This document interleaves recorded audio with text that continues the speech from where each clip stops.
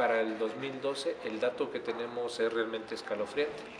El número de niños en México que trabajan o que tienen que realizar algún tipo de labor para ayudar a la manutención de su familia son 3.560.000 niños. No es que sea malo trabajar, pero tengo que estudiar, cuidar mi libertad, mantener mi bienestar. Hay un tiempo para crecer, crecer con dignidad, disfrutar de mi niñez, niñez que un día no volverá. Yo no estoy lista, algo me puede pasar. ¿Quién me va a proteger si salgo a trabajar? Salgo a trabajar, pero déjenme crecer. El trabajo infantil se define como el trabajo abajo de la edad mínima estipulado para el trabajo y cuando el trabajo interfiere en los derechos de educación, de salud, de crecimiento, de desarrollo de los niños. Entonces, vemos como una violación de sus derechos de desarrollo y de crecimiento y es sumamente importante que sea en la agenda de los países la construcción de políticas para reducirlo. El problema del trabajo infantil en México pasa porque no es una política de Estado combatirlo. Y hablar de política de Estado es que tú asegures no solamente que los niños vayan a la escuela, sino en qué condiciones se encuentran sus familias para no obligarlos a llevarlos a la escuela. Y las políticas sociales que se tienen en México, políticas públicas, pasan solamente con decir, sacamos y efectuamos becas, sacamos y damos algunos apoyos económicos. Eso no soluciona el problema de incorporación del trabajo infantil. Porque desgraciadamente, y no solamente a nivel básico, sino incluso a nivel profesional, muchas de las becas de los estudiantes no son solamente para sostenerse a ellos. Hay alumnos en las universidades que utilizan sus becas de estudio no para comprar libros y otras cosas, que sería un complemento, sino que utilizan sus becas, por ejemplo, para ayudarle a la propia familia a sostenerse. Cerrando un poco este apartado, diría que el trabajo infantil es dinámico, se va moviendo, pero lo que es, en el fondo, digamos, mantiene esto como cualquier actividad económica asociada al trabajo, es la posibilidad de ingreso. Y el trabajo de niños y niñas, lamentablemente, para el ingreso de las familias está representando, especialmente a las más pobres, un aporte o un porcentaje importante del ingreso. Los niños tengan que trabajar y no puedan estudiar es un tema que nos afecta a todos. Y si no empezamos por comprender de esa manera el fenómeno, poco impacto vamos a tener en él. Lo más importante es no responsabilizar de manera exclusiva a las familias, sino ver cómo entre todos podemos crear un contexto que facilite que todos los niños y las niñas puedan vivir sus derechos. ¿Qué tendríamos que hacer? ¿Qué podemos hacer? Para empezar, tenemos que derribar los mitos que hay alrededor del tema del trabajo infantil. Que son los padres los que los explotan. Como les he dicho, no sucede en todas las ocasiones. Muchas veces son en situaciones de contexto de pobreza que hay, pero no es únicamente la pobreza. Hay muchas familias que también son pobres y no mandan a sus hijos a trabajar. Entonces no es únicamente esto, es también cómo no toleramos el trabajo infantil desde la sociedad en general, cómo se desarrollan mejores y más efectivos programas desde las políticas públicas para impactar en el fenómeno del trabajo infantil, cómo entendemos desde el sector productivo que los niños y las niñas no deben trabajar no solo por un tema de derechos fundamentales de los niños, sino de crecimiento económico del país. Los niños realmente no contribuyen al crecimiento económico, son menos eficaces en las tareas porque son menos hábiles y están menos capacitados para enfrentar el mundo del trabajo, se cansan más, se lesionan más fácilmente. Las afectaciones que tienen en su desarrollo pues son múltiples, algunas las vemos desde temprano, otras las vamos a ver cuando se supone que estas personas deban ser altamente productivas. Estos 3 millones de niños en realidad se han mantenido, no ha cambiado el número, hace, digamos, 12 años todavía era un poco más, se ha disminuido, pero 3 millones siguen siendo mucho. Están representando aproximadamente el 8% de la población total infantil, o sea que es muy, muy alto. Y regresaba un poco al inicio, comparando que nuestro país tiene la economía número 14 del mundo. O sea, somos un país rico, pero sus niños están siendo pobres y esta pobreza es lo que los está llevando a trabajar. Datos oficiales señalan que el 35% de la población nacional son menores de 18 años de edad. Esto significa más o menos 39 millones de niños y niñas, de los cuales 20 millones de ellos, o sea, la mitad de ellos están en pobreza y 5 millones en pobreza extrema. Entonces, esos 20 millones de niños pobres y adolescentes pobres, que de esos 20 hay 5 en extrema pobreza, nos explican rápidamente por qué tenemos 3 millones de niños trabajando. Porque si no trabajan, no pueden sobrevivir. Por supuesto, ellos y sus familias. De esos 3.560.000 niños, el 62% se encuentran en las zonas rurales. El resto, el 38%, se encuentran en las zonas urbanas. ¿En qué condiciones se encuentran estos niños? De acuerdo a los datos que nosotros tenemos, estos niños, su nivel de ingreso en su familia no supera el salario mínimo y medio, es decir, su ingreso no es ni siquiera cercano a los 100 pesos al día. Entonces son niños que se ven en la necesidad o de estudiar o trabajar. Y muchos de ellos, por ejemplo, abandonan sus estudios o son muy irregulares en sus estudios. 2. Las que tienen las peores condiciones de trabajo dentro del trabajo infantil son las niñas.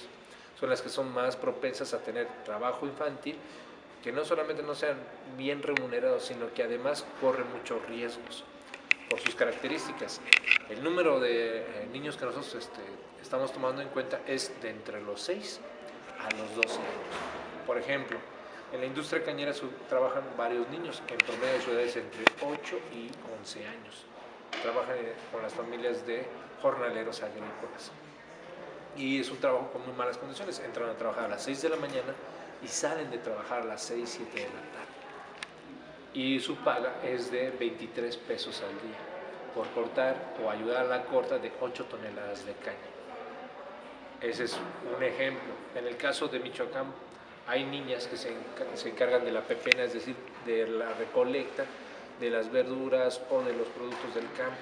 Y su jornada de trabajo es de entre 8 a 10 horas al día, para tener un ingreso aproximado de entre 35 a 22 pesos el día. De ellos, más de la mitad están en lo que se denominan las peores formas de trabajo infantil, que son aquellas formas de explotación económica que colocan un serio o un potencial riesgo de daño a la salud, a la seguridad, a la moralidad de los niños, niñas y adolescentes. Es un problema extendido en todos los países del mundo y sobre el cual hay una acción directa y concreta de todos los países miembros de la OIT, pero no solo de los países, sino de las organizaciones de empleadores y de las organizaciones de trabajadores que de manera conjunta han colocado en el centro de la agenda internacional la lucha contra el trabajo infantil.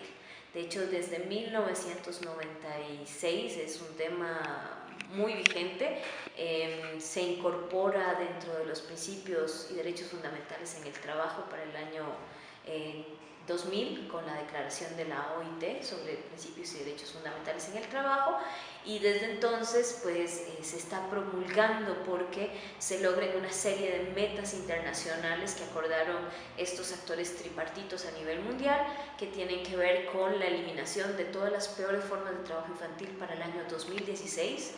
Y en el caso de las Américas hay una meta adicional, que es la eliminación del trabajo infantil en su totalidad para el año 2020, de acuerdo con la Agenda Hemisférica de Trabajo Decente que se impulsa a nivel de las Américas. Las y los empresarios pueden ser partícipes de la violación de derechos, aunque como tal, jurídicamente quien viola derechos es una autoridad, el Estado, sus funcionarios. Pero cuando las autoridades encargadas de la protección de los derechos no lo están haciendo, y para no hacerlo tienen el beneplácito o incluso la ganancia económica de las empresas, se vuelven corresponsables. Entonces las empresas tienen que ser vistas ya y miradas desde la garantía de derechos. Esto implica que un niño o una niña que está trabajando en algún lugar, tienda, mundo rural, lo que sea, los empresarios que se benefician económicamente de esa mano infantil o de esa mano de obra infantil, están obligados, o se vuelven, como en el ámbito jurídico le llaman, obligados solidarios para la garantía de los derechos de estos niños y niñas. Esto es una batalla que tenemos que dar y que tenemos que hacer visible, que no es posible que los empresarios en este país, ya sean nacionales o internacionales, se enriquezcan con mano de obra infantil sin garantizar sus derechos y su protección. Porque incluso ellos dicen, algunas empresas, sabemos que en las familias en México los hijos, cuando mandan la condición económica, ayudan a las mamás de manera indirecta. Entonces, es como si tuviéramos otro trabajador, pero chiquito. Está trabajando pero sin percibir eso. Sin percibir ni siquiera nada, ¿no? Pero lo hace por ayudar a su mamá. Ejemplo, la comunidad de Emiliano Zapata en Tlaxcala, una comunidad que hace ropa, maquila ropa y demás para la empresa Suburbia. Y por ejemplo, ahí a los niños solamente les dan 4 pesos al día. Y se los dan para que se compren unos dulces. Pero tú llegas a la comunidad, la ves, y los juegos y todo lo que tienes que hacer para los niños, incluso la escuela, están vacíos. Los juegos están todos oxidados. Y ves a los niños cargando paquitas de ropa que van de una casita a otra para lo de la manufactura de la maquila. Y encuentras un montón de niños que van al centro de salud de repente, o casos, hablamos con los del centro de salud que te dicen, hay varios niños con problemas de hernias, porque ellos tratan de ayudar a su mamá. Y tú los ves, son niños chiquitos, niños entre 6 y 8 años, cargando pequeñas pacas para que lo cosa su mamá, o con problemas de accidentes. Están junto con su mamá y de repente se les va la mano en la máquina. Y es máquina no de coser como en una casa normal, algunas son máquinas de coser industriales o semi-industriales. Pero la verdad, lo interesante en el caso de trabajo infantil, que no es tanto los mecanismos formales de Naciones Unidas que tiene peso, es el mercado internacional. No es más aceptable que su producto está ligado al trabajo infantil. Es muerte para su producto. O sea, en un otro país se dice, este está hecho con trabajo infantil, el mercado va fuera de una semana al otro, ¿no? Sea tomate, sea calzado, sea, no sé, una camisa, ¿no? Hemos visto, ustedes deben estar acompañados, grandes compañías mundiales que mal y mal denuncia en Marruecos que se usa trabajo infantil, etc. Entonces, en la práctica, ¿no? La sanción es económica, ¿no? Es que el mercado no acepta el trabajo infantil ligado a los productos, los consumidores. Es una cosa que el conciencia consumidor en México tal vez se podría fortalecer más, porque no sé si depender de que el mercado americano o el mercado europeo no le gusta el trabajo infantil, entonces damnifica el comercio, pero debería ser también igual en México. Se sabe en su supermercado que este producto tiene trabajo infantil, las personas tampoco van a comprar. Hay muchísima tolerancia social al trabajo infantil y en tanto no entendamos todos que esto es un tema que nos atañe a todos y que nos concierne y nos puede llegar a perjudicar a todos, pues vamos a avanzar de manera más lenta. También se están desarrollando muchas acciones directas, es decir, trabajo directo con niños, con familias, por medio de las cuales se está demostrando con casos reales que sí es posible lograr la prevención y erradicación del trabajo infantil. El tema de la utilización de niños, niñas y adolescentes por parte de las redes de crimen organizado es una de las peores formas de trabajo infantil que están contenidas en el convenio 182 de la OIT. En este caso no están trabajando. Ellos están siendo utilizados por adultos, por redes de crimen organizado, para la comisión de actividades delictivas. Los niños, niñas y adolescentes en este caso son víctimas, no victimarios de estas redes de crimen organizado. Y es un tema muy delicado, efectivamente, sobre todo porque se empieza a agravar cuando los niños, niñas y adolescentes, sobre todo los adolescentes, empiezan a carecer de alternativas y de opciones de desarrollo en sus comunidades. Es decir, cuando prácticamente están a la base muchas de las causas que llevan a los niños a trabajar, están a la base también de muchas de las situaciones en las que los niños y niñas se ven utilizados por el crimen organizado.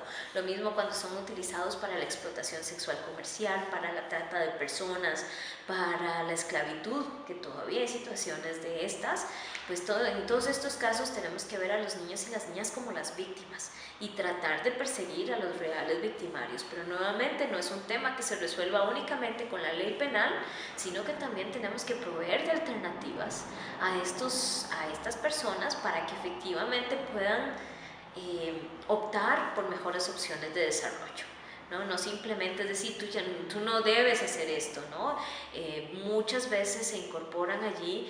¿Por qué? Porque son personas en proceso de desarrollo. Muchos de ellos son pobres también y entonces necesitan dinero, pero también necesitan en esas edades cierto tipo de reconocimientos sociales, ¿no?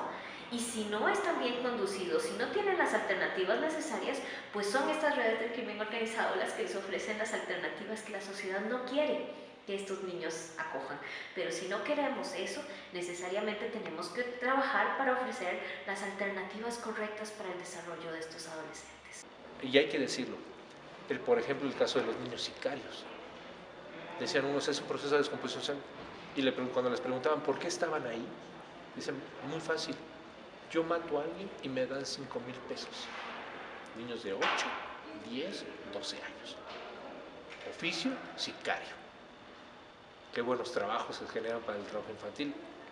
El narcomenudeo, el tráfico, se ha incorporado muchos jóvenes y sobre todo muchos niños ante la poca expectativa económica que se tiene.